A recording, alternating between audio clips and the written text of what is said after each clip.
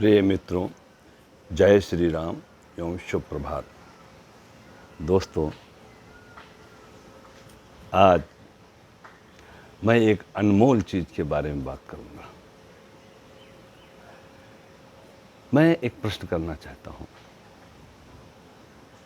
आपको इस संसार में सबसे अनमोल चीज़ क्या दिखती है? क्या बड़ा सा डायमंड, कोहिनूर हीरा, या ढेर सारी संपत्ति, या अच्छी गाड़ी? क्या है? क्या अनमोल क्या है? दोस्तों, घूम फिर के आएंगे तो इस धरती पे आपका जीवन अनमोल है। इसका कोई मूल्य नहीं है। अगर मूल्य होता, धीरू भाई अंबानी के जीवन का क्या मूल्य है? खरबों रुपए। उससे जो बड़े हैं उनका क्या मूल्य है? दोस्तों, जीवन अमूल्य है। मेरे YouTube चैनल का नाम भी जीवन अमूल्य है। दोस्तों, मैं जितने भी वीडियो बनाता हूँ, बहुत सारे मित्र हैं जिनको हमने ब्रॉडकास्टिंग के ज़रिए सेलेक्ट किया हुआ है, उनको मैं भेज देता हूँ। लेकिन जिनको नहीं भेज पाता हूँ, जिनको हमारी वाणी सुनाई पड़ रही है, अगर मेरी बातें आपको अच्छी लगती हैं, सुनना चाहते हैं, अपने मित्रों को भी भेजना चाहते हैं, तो सिर्फ सब्सक्राइब कर लीजिए जीवन अमूल्य। मैंने इसी को लक्ष्य मान के अपना ये काम शुरू किया हुआ है। तो दोस्तों, सच में जीवन अमूल्य है। अब जीवन को जीना कैसे चाहिए? कैसे जीना चाहिए? रोते हुए पैदा हुए हैं और इस संसार में सारी विभूतियां, सारी संपत्तियां, सारा सब कुछ है। आप क्या चाहते हैं? अच्छा जीवन चाहते हैं या बहुत सारा पैसा चाहते हैं, बहुत सारे दोस्त चाहते हैं? क्या चाहते हैं? देखिए दोस्तों, सच में अगर देखा जाए कि अच्छा जीवन जीने के लिए ये सारी चीज़ें चाहिए। जैसे ये पंचभूत यह रचित शरीरा, चित्त जल पाव का गगन समीरा। 5 तत्वों से आपके शरीर का निर्माण हुआ है। इसका मतलब एक चीज़ नहीं है, 5 चीज़ें हैं। उसमें किसी चीज़ की कमी होती है तो शरीर नाश हो सकता है। इसलिए जीवन में आनंद के लिए हर चीज़ों का मिश्रण होना चाहिए। ऐसे जब आप इस तरह से इस बात को समझेंगे और आगे बढ़ेंगे तो आपको परमानंद मिलना शुरू हो जाएगा। सिर्फ सोना, चांदी, हीरा, मोती, पशुधन, स्त्री धन, सिर्फ इससे संतोष नहीं होगा। जब आपको परम संतोष मिलेगा, आनंद तभी मिलेगा। इसके बारे में मैं पहले भी हमारे रसखान कवि की एक बहुत सुंदर कविता है, वो सुना चुका हूँ कि गोधन, गज धन, बाज धन और रतन धन खान, और जब आवे संतोष धन, सब धन धूरी समान। दोस्तों, ज़्यादा विस्तार से समझाने की जरूरत नहीं, समझ गए होंगे कि पशुधन, गाय, भैंस, हाथी, घोड़ा सब कुछ हो, और रतन धन खान, रतन धन में हीरा, मोती, सोना, चांदी, रुपया, पैसा सब कुछ हो, और आपको संतोष न मिलता हो तो वो सारे धन बेकार हैं। जिस दिन आपको संतोष मिल गया, बस उसी दिन आप धनी हो गए। जैसे एक आदमी रोड पे भिखारी घूम रहा है, उसको उस टाइम क्या चाहिए? उसको एक खुराक, बढ़िया सा स्वादिष्ट भोजन चाहिए, तो वो कहेगा मुझे परमानंद मिल जाएगा। वो भिखारी की तरह हम लोगों की ज़िंदगी है। हम इसी लालच में जीते रहते हैं। जब पैदा होते हैं, जैसे बड़े हुए तो चिंता क्या रहती है? बच्चे को पढ़ाना है, पढ़ा लिखा के बड़ा होने लगा तो नौकरी कराना है, उसकी भी चिंता।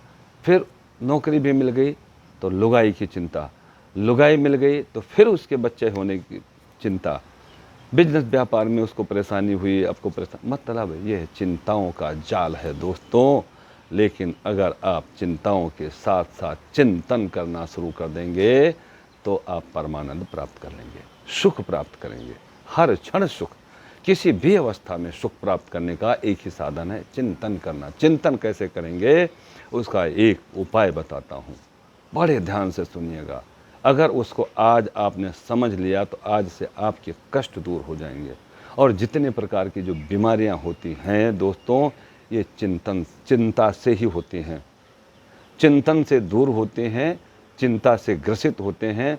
तो आपको हजारों जितनी मर्जी बीमारियों का नाम लिखा दो, चाहे वो मधुमेह हो, चाहे हार्ट की प्रॉब्लम हो, कैंसर की प्रॉब्लम हो, बुखार की प्रॉब्लम हो, मतलब ऐसी ऐसी बड़ी बीमारियां हैं जो आपको मुफ्त की मिलती जाएंगी। लेकिन चिंतन करेंगे। चिंतन कैसे करेंगे दोस्तों, ये जीवन के बारे में अगर आप लोग जानते हैं तो एक डॉक्टरी का जो है उदाहरण देता हूँ, एक सिस्टम का उदाहरण देता हूँ। जब आदमी बीमार होता है तब उसका ईसीजी टेस्ट होता है। बहुत सारे लोग देखे होंगे ईसीजी टेस्ट होने में कैसा आता है। जब ये ऐसे उतार चढ़ाव रहता है तो का मतलब हुआ कि आप जीवित हैं, आप स्वस्थ हैं। कितने आपकी जो अंतर की क्रियाएं हैं, कितना उतार चढ़ाव दिखाती हैं। तो डॉक्टर भी कहता नहीं ये बिल्कुल ठीक है, जीवित है। लेकिन अगर वही लाइनें सीधी हो जाएं तो क्या होगा, मृत्यु को प्राप्त करेंगे। तो दोस्तों, ये जीवन उतार चढ़ाव का है।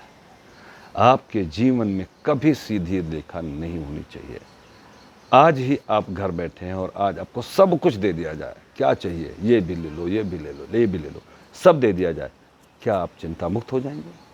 क्या आप सुखी हो जाएंगे? नहीं। प्रभु को प्रार्थना करें कि प्रभु जो आपने दिया है वो हमारे लिए पर्याप्त है। हाँ, और कुछ प्राप्त करना है तो ईश्वर ने कहा है कर्म करो, कर्मण्येवाधिकारस्ते मा फलो। कर्म करते जाओ, फल तो जरूर मिलता जाएगा। जैसा करोगे वैसा। अच्छा क्या है, बुरा क्या है, इस संसार में सब कुछ बताया है। तो चिंतन करना चाहिए।